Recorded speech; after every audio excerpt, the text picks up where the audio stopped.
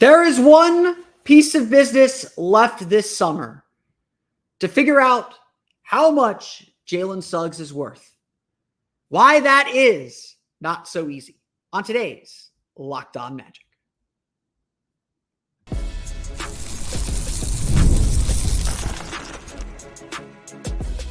You are Locked On Magic, your daily Orlando Magic podcast, part of the Locked On Podcast Network, your team every day. And you are indeed Locked On Magic. Today is July 30th, or it will be July 30th, 2024. I don't know when I'm going to publish this thing. My name is Philip Rossman-Reich. I'm the senior writer over at OrlandoMagicDaily.com. Of course, follow me on Twitter at PhilipRR_OMD. On today's episode of Locked On Magic, the big question remaining this summer: what is Jalen Suggs worth, and why it might be better for both parties to wait? We'll get to that coming up here in just a moment. But first, we want to thank you again for making Locked On Magic part of your day every day, no matter when you listen to us, whether it's first thing in the morning, whether it's right when we upload. We truly appreciate you making Locked On Magic part of your day every day. Remember, there's a great Locked On podcast covering every single team in the NBA. Just search for Locked On and the team you're looking for, the Locked On Podcast Network. It's your team every day. Today's episode of Locked On Magic is brought to you by GameTime. Download the GameTime app, create an account, and use code LOCKEDONNBA for $20 off your first purchase. Terms apply. Let's start with this. Jalen Suggs will be on the Orlando Magic after the 2025 season. I have no doubt that whether a contract is done today or done before the season or done next summer, Jalen Suggs is not going anywhere. The Magic know how vital he is to what they do. They know how vital he is to the culture and the attitude and everything about this team. They know how important he is. And they're not going to abandon him. They put a lot into him. He's put a lot into them. The way the Magic do business, they'll take care of him one way or another. But as I mentioned yesterday, the salary cap comes for everybody. And in a salary cap that is $140 million this year, it'll be up to $153 million next year. Investing $90 million, really 95, 90, a whole lot of money. Investing nearly $100 million in three players is going to be a major ask. That might be the cost of doing business in the modern NBA, but at some point you got to think about controlling costs or think about playing a little bit of hardball, even if ultimately you're going to pay the guy. What the Magic have with Jalen Suggs is a player who at his best, they know is worth whatever penny they're going to pay him. Whatever that contract value is, people want to peg him to Emmanuel Quickly, who's being paid $33 million a year. Whatever that contract value is, Jalen Suggs is going to be worth it because of how spiritually important he is for the team. At the end of the day, what we're really asking is, how do you put a dollar amount, not on someone who's necessarily this great scoring output or this great offensive player or this great statistical wonder. What number do you put on a player who is truly your heart and soul? If the Orlando Magic are about their defense and everybody on the defense says Jalen Suggs is the quote-unquote head of the snake, the guy who makes everybody else better, what price do you put on that? He's clearly not a max guy. Franz Wagner, Paolo, Banchero are your two max players. Jalen Suggs is not going to get a max. His max would start at around $37, $38 million. He's clearly a very important starter. I think all of us will call him a core player, if that's the distinction we want to make. And that puts him probably making a little bit more than $30 million a year. But there's also this problem. The problem that, yes, Jalen Suggs has had one good season. Not that he didn't show promise in his first two seasons, but injuries slowed him down completely. He wasn't exactly what the Magic thought he was going to be when they drafted him. and he had to redefine and reconfigure his role. They had to redefine and reconfigure his role. As the story goes, according to some reporting, the Magic, the players, not the team, his teammates challenged him to be an all-defensive team player and said, that's what we need from you. And to Jalen Suggs' credit, he embraced that. He took on that challenge. He succeeded in that challenge.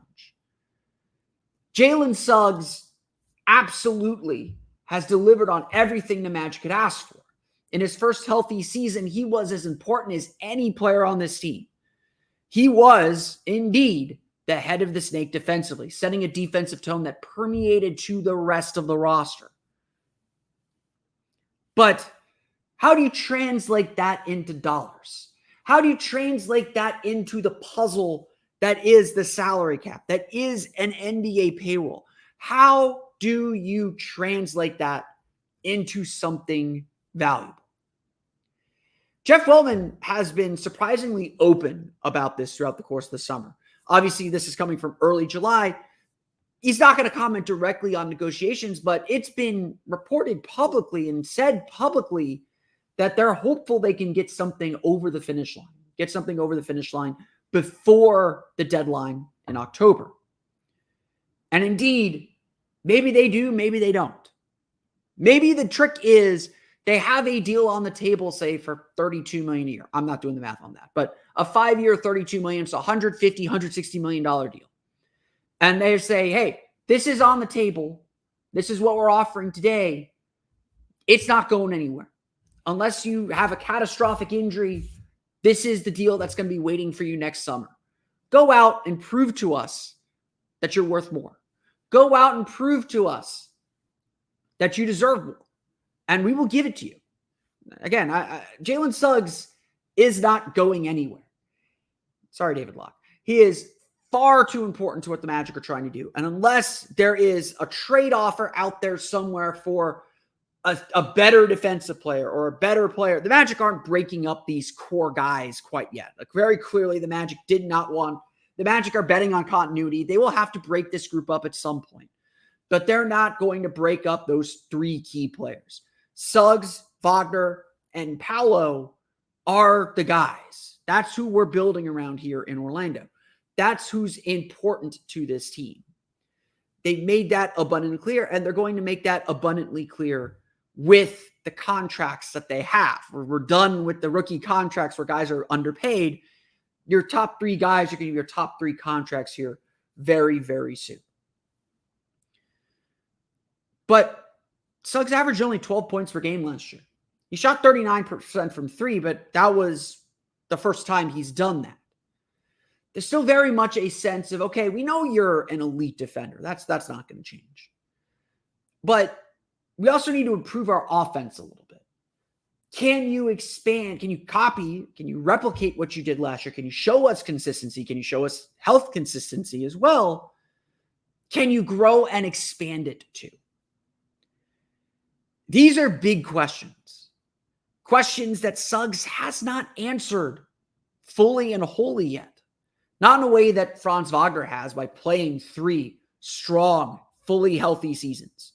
Or Paolo has done by playing, at this point, 2 fully healthy, strong seasons.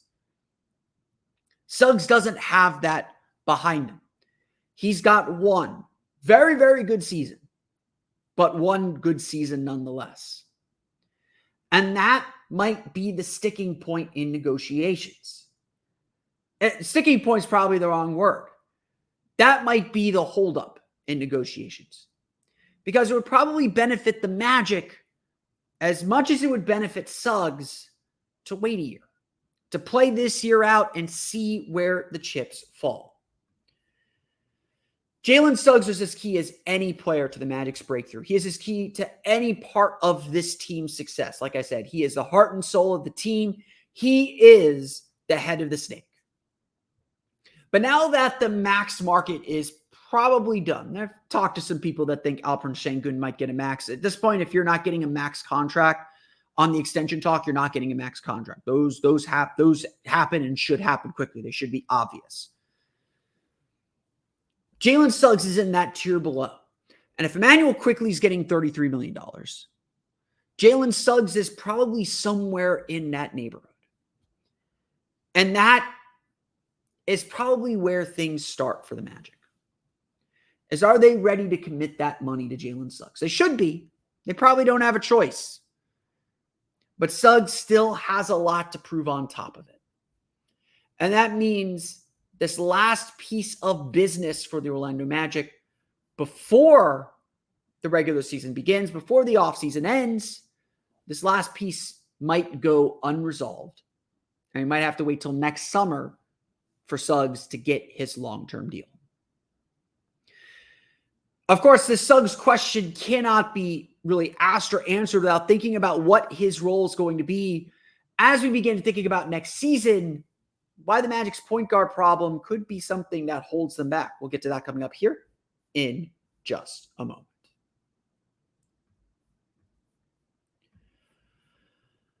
But first, today's episode of Locked On Magic is brought to you by our friends over at GameTime.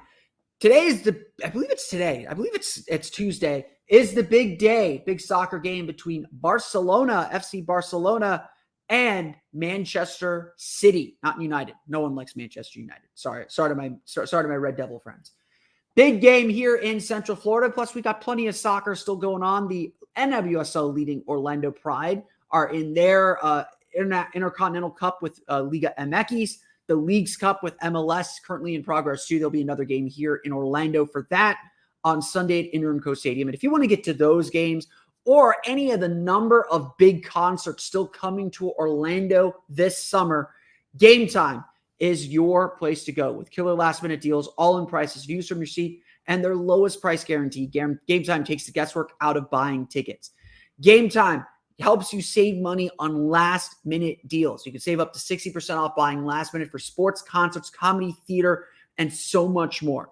They even offer flash deals, which help you save even more with exclusive in-app deals on select seats ahead of your game or event. Plus, you can toggle in all-in pricing, which shows you the total upfront price with no surprise fees at checkout. GameTime also offers the GameTime ticket coverage. Your purchase is covered with the most flexible customer service policy in the ticketing industry. I can actually speak to experience on this. GameTime's customer service is so awesome. They will help you resolve any issues that you might have with getting your tickets. Take the guesswork out of buying tickets with GameTime. Download the GameTime app, create an account, and use code LOCKEDONNBA for $20 off your first purchase. Terms apply. Again, create an account and redeem code LOCKEDONNBA. That's LOCKEDONNBA for $20 off. Download the GameTime today. Last minute tickets, lowest price guaranteed.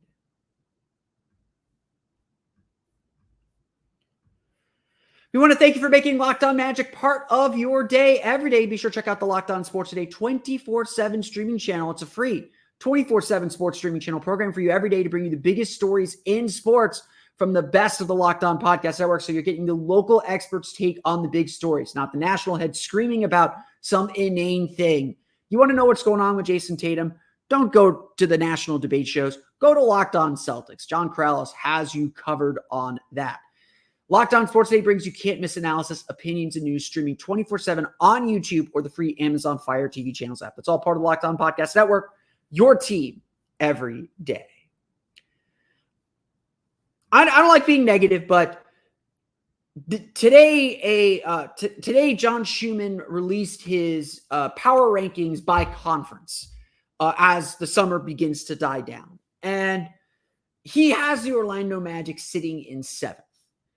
And I know in my circles, when that got published, there's a lot of hemming and hawing and being like, "Oh, I can't believe he has us finishing in 7th." And I don't like to be negative. We'll talk worst case scenarios and some of that stuff in a minute. But I want to take this criticism in stride. John Schumann's points in on his power rankings are that the Magic haven't had an offense out of the bottom 10 since Dwight Howard left. That's still a thing. And the Magic, while they added Kentavious Caldwell-Pope as a shooter, did not meaningfully fix their offense, did not meaningfully improve their offense. And he would point out, just as I have pointed out, just as Paolo Banchero has pointed out, the issue is still that they lack a true playmaker at point guard.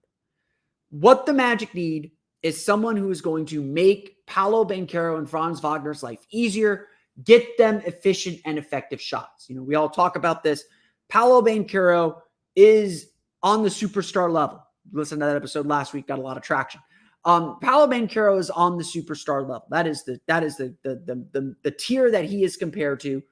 And he's got to become more efficient for the Magic's offense to take a leap, but for him to take that leap as well. His true shooting percentage, as Schumann points out, is, I believe, the third worst among players with 25% usage rate or something to that effect.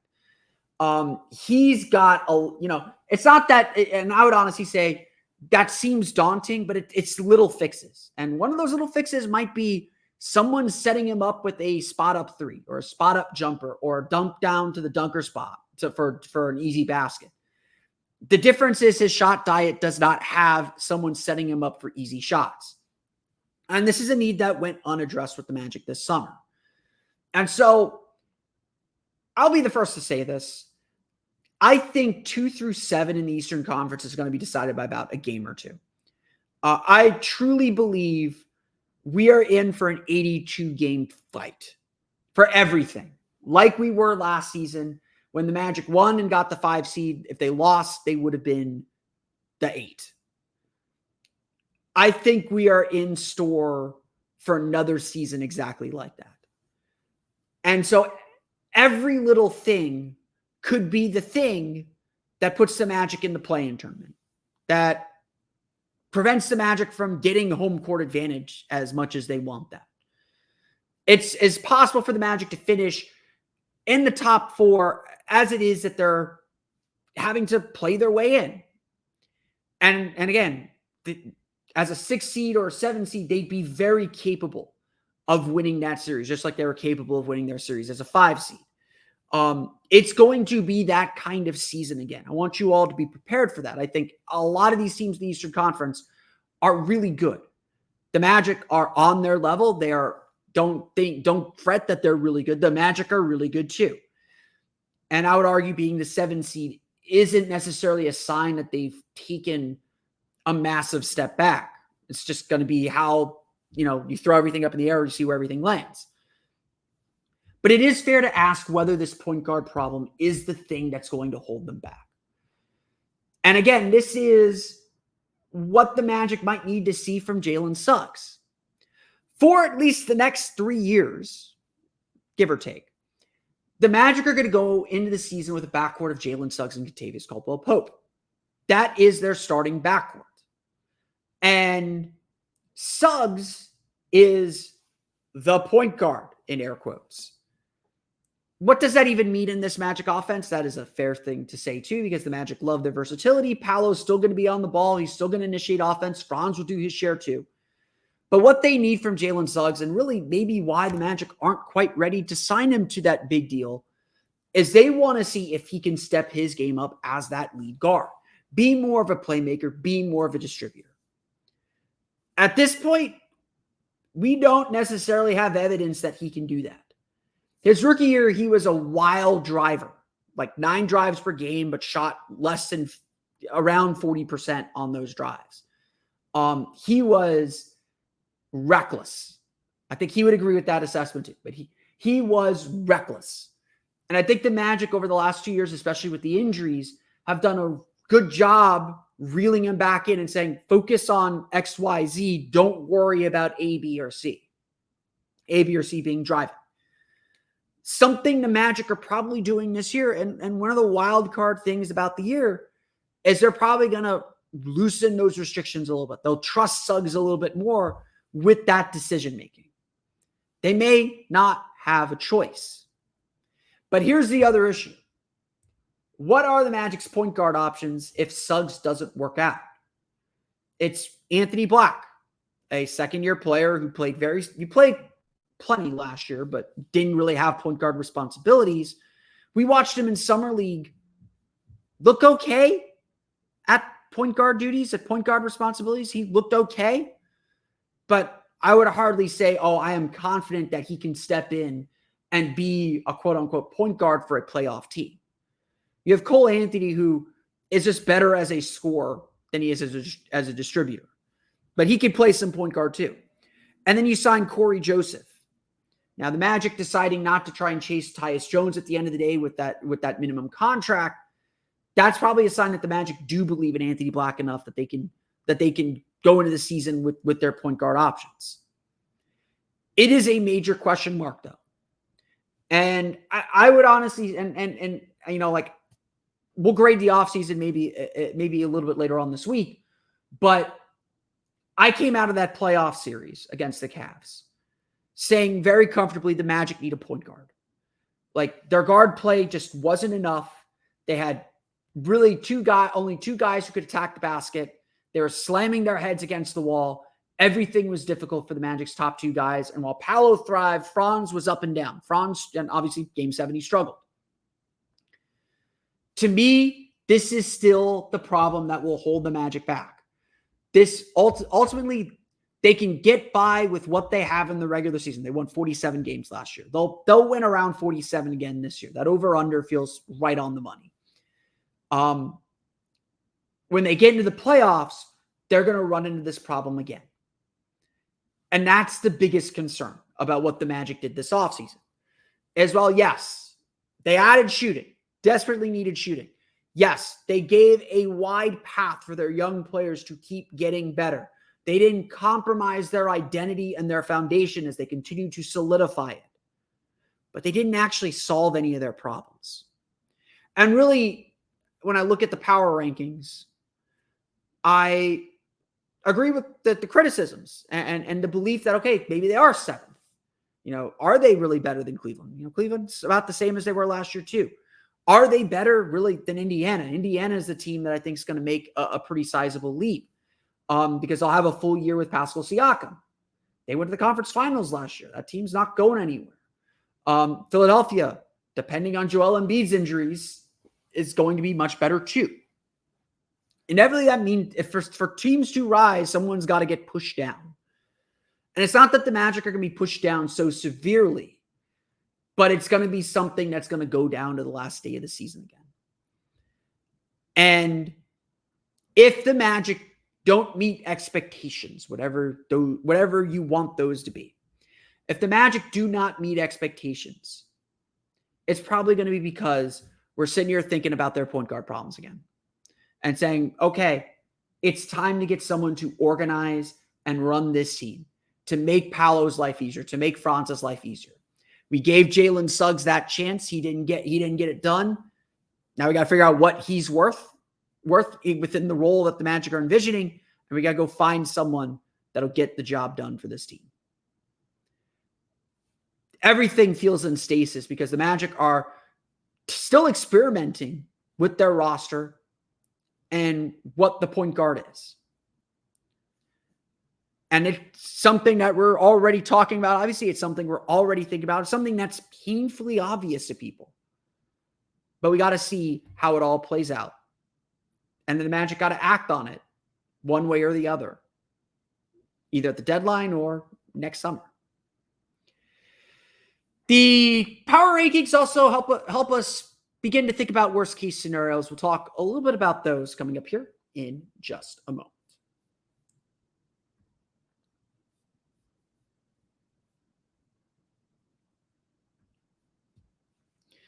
If you all know me, I am not negative. I am an optimist. I try to be an optimist. I was watching the opening ceremonies of the Olympics, and my family was not a big fan of it. And I was sitting there like, there are things I like about this, and I'm going to applaud ambition. I'm going to applaud taking a risk. I want creative people to take risks, and trying to execute those risks. And I'm going to say that part of it. The reason why that the opening ceremonies is controversial is kind of silly, but that's a podcast for another day. I'm an optimist. I try to see the best in things, and I try to push, to say, okay, I'm not going to dwell on negatives. I'm going to say what's good about things. And, there are a lot of reasons to be so excited about this Magic team. I don't want to put any flames or dampen the enthusiasm for this season. It is going to be another fun season. It's going to be a very different season than it was last year because there are expectations now, and not meeting those expectations would be very frustrating. And a 7 seed would undoubtedly be frustrating. I'm not going to sit here and deny that. I think I am someone who's going to preach that success has to be somewhat divorced from results, even though results matter. The Magic need to make the playoffs again. I would argue a lot of this season the season is only a failure if you don't match what you did last year, and that is making the playoffs. The season is a success if you get to the second round. But very clearly, there are reasons to be skeptical about this team. And we got to ask ourselves, what does the quote unquote worst version of this team look like? What are the signals? What are the signs that would tell us this season is not going the way we need it to go? And like I said, I think we have to divorce that a little bit from results, besides missing the playoffs. The Magic missed the playoffs. I will be the first to take out my torch and my pitchfork and say, okay, this is not working. What the heck's going on? I will be the first to do that. My expectation is that they match what they did last year. Make the playoffs again. Be competitive for home court advantage again. It's going to be very, very tight. I truly do believe seeding is going to come down to the last day of the season, just like it did last year. I think we're due for a very similar experience that we had last year. Just be prepared for it. I think the Magic are hopefully preparing for it too. They seem to understand that maybe a loss in January cost that Hornets loss, the losses in January cost them home court advantage. Hopefully they took those lessons to heart, and we'll see how things play out this season. Obviously the worst case scenario is injuries. I'm not going to discuss that. That's something you can't control. We'll deal with that as it comes up. But I will say, I think what Schumann posted in his power rankings speaks to what the worst case scenario for this team is. The worst case scenario for this team is we're playing in the 7-8 playing game. Barring, taking injuries out of the equation. The Magic are a play-in team at minimum. And really the worst case scenario is really Miami's actually much better than we're anticipating. And Miami cares about the regular season for a change. And the 7-8 is a Miami-Orlando matchup. And we're losing the Southeast Division, and we're going to Miami for that 7-8 game. Like, that's about as bad as it can get. I think the Magic are, as a regular season team, both teams being healthy and caring, the Magic are better than Miami now. Like, that's just how it is. Miami's kind of on its last legs. Bam's very good. Don't get me wrong. Terry Rozier is going to be interesting, a full year there now. Miami's all about Jimmy Butler and his desire to play hard and play through the season. That's kind of where we're at. Orlando should finish ahead of Miami. But the worst case scenario is Jalen Suggs regresses a little bit. Franz Wagner's 3 remains MIA. And Paolo has to do everything by himself. There is absolutely a scenario where that happens. And there is absolutely a scenario where the Magic are struggling to get their offense going in the same way. Again, remember, the Magic finished last year, I think, 23rd in the league in offensive rating. They were the worst team in the league, worst offensive team in the league that made the postseason. The Magic's offense has got to be better some way, somehow. They've got to make some more shots. They got to be better offensively. And they're relying on a lot of stuff that's unproven. Paolo's, we know what we're getting from Paolo at this point. We expect him to be better. Franz getting his jumper back, not a guarantee at this point. I think we all believe it'll happen because we have 2 years where he shot fine and acceptably. Franz has got to get his jumper back. Like, that's a big deal. Jalen Suggs, I think that he may regress a little bit as a three-point shooter, down to like 37, 36%, but that's still heads and tails better than he was his first 2 years in the league. So Suggs is still in a good spot. KCP will help this team. But off the bench, you're relying on Anthony Black, who's still essentially a rookie. Jett Howard, who is a rookie, essentially. Tristan Da Silva, who is an actual rookie. Guys that have not played in the NBA. You're banking on Jonathan Isaac playing 60-plus games, which he hasn't done in a very long time. Mo Wagner had a pretty historic season shooting-wise from inside the paint. Can he copy that again? And he had a really rough playoff series. There's still a lot unknown about this team.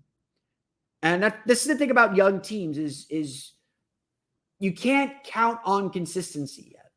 You don't know what their baseline is and what they will do year over year. And that's kind of where the Magic are. There are things to like. And look, again, don't let me dampen your spirits. This is going to be a fun season. I am a believer that a lot of this stuff will get figured out in the long term. I'm a believer that Jalen Suggs will shoot comparably to what he did last year, that Franz Wagner will bounce back, that Paolo will be immeasurably better, that Kentavious Caldwell-Pope will help spread the floor a little bit more, that the Magic's defense will be back and better than ever, that Wendell Carter is going to be healthy enough to be the impact player we know he can be. And then I believe the Magic will get support off their bench. Mo Wagner will be what he always is. He's looked really good for Team Germany. Game today, by the way, Tuesday. I believe that is a 1:30 tip, 2 o'clock tip, something like that. I believe Anthony Black will be a really valuable player, that Jett Howard will provide really good minutes, that Tristan Da Silva will be really good. And I'm a Gary Harris believer. Sorry, I know that's controversial. I still believe in Gary Harris. I do. I don't think the worst case scenario is going to play out. I think the Magic will very much be in the mix for home court advantage. Whether they get it or not, it's going to be a coin flip because everything's going to go down to the last day of the season. But I believe the Magic are going to be able to improve on what they did last year. But we can't ignore that that's not set in stone. Not merely because they have to work to regain everything and rebuild everything that they had last year, but that there are a lot of questions. From the point guard to Jalen Suggs to the rookies to the young players to everything, there are still a lot of questions. And the Magic have to earn everything back this year. And that part's not going to be easy. And so I look at those power rankings and I say, I don't know. I don't think that's how things are going to play out, but you got some good points. There's still a lot to prove for this Magic team. And if anything, the Magic should recognize that and recognize these questions and use it as motivation. They haven't made it yet. They made the playoffs, but they haven't made it. Go prove everyone that you belong in that top tier of the league. That's going to do it for me today, though. I want to thank you all again for listening to today's episode of Locked On Magic. Of course, find me on Twitter at @PhilipRR_OMD. Subscribe to the podcast and Apple Podcasts, Stitcher, TuneIn, Himalaya, Google Play, Spotify, Odyssey, and all the Fun podcasts to your podcast-enabled listening device. For the latest on the Orlando Magic, be sure to check out OrlandoMagicDaily.com. Of course, follow us there on Twitter at @OMagicDaily. And for even more Orlando Magic content, be sure to check out my Patreon page, your Orlando Magic Hub, at patreon.com/Orlando Magic Hub. And as always, thank you for your support. We want to thank you again for making Locked On Magic your first listen of the day. For your second listen, enjoy the Locked On NBA podcast. There is no offseason in the NBA, and Locked On NBA provides daily basketball analysis from national and local experts in 30 minutes or less. No one keeps you as informed and entertained as Locked On NBA, available on YouTube or wherever you get podcasts, part of the Locked On Podcast Network, your team every day. That's going to do it for me today, though. On our next episode of Locked On Magic, we're going to go over the Magic's potential award winners. We'll probably spend the rest of the week on this because I have a lot to say about it. Odds for the award winners are out. We'll go over which awards the Magic are up for and how they win them. We'll do that throughout the rest of the week. But until then, for Orlando Magic Daily and Locked On Magic, this has been Philip Rossman-Reich. We'll see you all again next time for another episode of Locked On Magic.